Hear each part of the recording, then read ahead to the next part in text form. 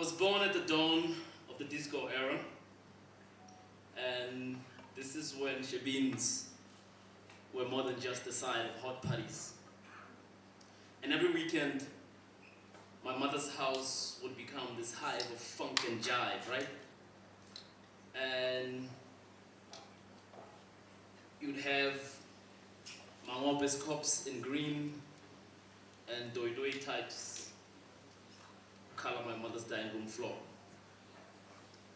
And then snappy dressed uncles with dobses and floorshams would become my art teachers, first art teachers. So I could draw.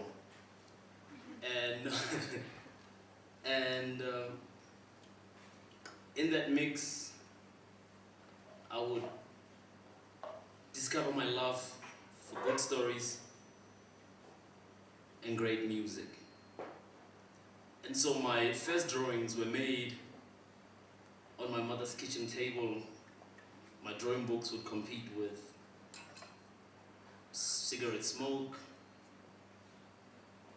and half full beer glasses. And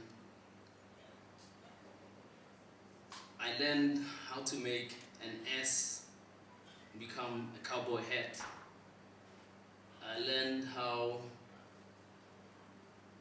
Thelonious Smoke made that sound with splayed fingers, and how those same fingers would become my favorite gesture when I'm mixing up my charcoal. And when weekends were great, the air would be thick with my mother's funky cooking and my dad's great music. And when times were fucked up, as times were back then, me and my friends would learn to differentiate between tear gas and ganja smoke. And that sort of created this weird world where I learned to be creative. But the best way really to talk about this world is through my book and how I got to it, and the way in which it colors and gives me the stories that I'm able to tell. So I'm a jazz man, through and through. I play jazz when I'm doing the naughty. I play jazz when I wake up in the morning. I play jazz when I'm walking the city. Shit, I even hear it when I'm doing nothing. It's all I do. Jazz informs how I write, how I draw. Jazz is in everything I do. So in 1968, a young man who had just made a transition from playing trumpet with a mouthpiece of a bugle, if that shit makes sense to you, you know what I'm talking about and what that does. If it doesn't, pretend it does. And so this young man was born in a place called Retreat in Cape Town, and he went into studio with 4 other motherfuckers. This is Lionel Pillay on piano, Agrippa Magwaza on bass, and another dude who only had 12 months to live. That was Eli Mabuza, who was in fact Mambu Simflongo's husband. And they went into a studio in Johannesburg to record what would become arguably the most important jazz album of its day. It became the best-selling jazz record of the era. It became Shebeen version of a national anthem. It became the song that carried both joy and the despair of the day, and it was called Yakalinko. And Winston Mankungungosi, through the power of that album, would be invited to come to the United States to come and be a jazz musician in the most important jazz city in the world by one Wynton Marsalis' mentor, or Wynton Marsalis' hero rather, that's Duke Ellington. And Duke Ellington had already called Abdullah Ibrahim, and we all know what Abdullah Ibrahim did that calling. But Winston Mankunkungozi said, nah, I'm not coming. My music is needed here. So he stayed in the belly of the beast. He would later on be called by Chick Corea, and he would turn that offer down as well. All the while, he was blowing Yakalingomo, which also means the bellowing bull or the cow is crying. But why is this cow crying? The cow is crying because 8 years before the album is recorded, the decade was opened with Sharpeville massacre, so there's blood on the floor. People were shot and killed by a regime that didn't give a fuck. If you were black, at least. And 4 years earlier, the Rivonia trial dashed all virtual opposition to the apartheid state. Nelson Mandela and all of those were in jail. And exactly 12 months before Winston Mankunkungozi went into studio to record his idol and hero, John the Blower, who's not to be confused with John the Baptist. That's John Coltrane. Beautiful Saint John Coltrane had just passed on. And a couple of months before Winston Mankunkungozi went into studio, the Prince of Peace, Martin Luther King, was cut down by an assassin's bullet in Memphis, Tennessee. And shit went crazy, race riots. So the world was dark. And that's why the cow was crying. But something interesting happened as well. In December of that same year, a young man led a group of students to break away from what was NUSAS then. And they convened at Natal University to form what became SASO, South African Students Organization.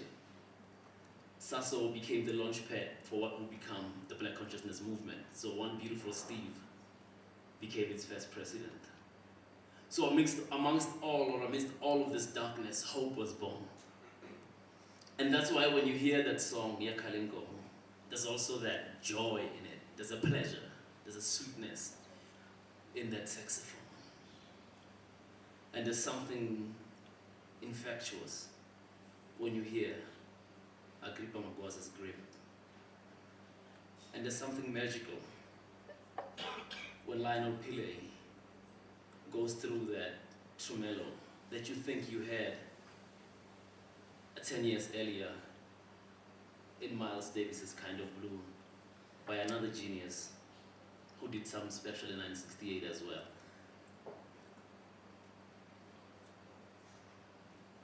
So 1968 becomes a mix of both despair and hope in the life of what it meant to be black in the world. Because Paris, the city of love, is also in fire, and Black France is throwing stones. There's murder in Algeria as well. But there's something special taking form here, the Black Consciousness Movement. And as we know, jazz music is a music of democracy because it demands, most of all, excellence from every individual, but it also rewards participation. In fact, it demands it. So that when you play in an ensemble, you have a responsibility to make sure that the ensemble sounds great, but you also must swing like a mother lover. And it's just like democracy, because democracy works when all of us bring out what's best for us to offer. And when we are great and we're looking after the collective, society works, right? And that's why I'm a jazz man, because I believe in the power of individuals to make the collective beautiful, and also because it's sexy. And I'm into sexy shit. That's right.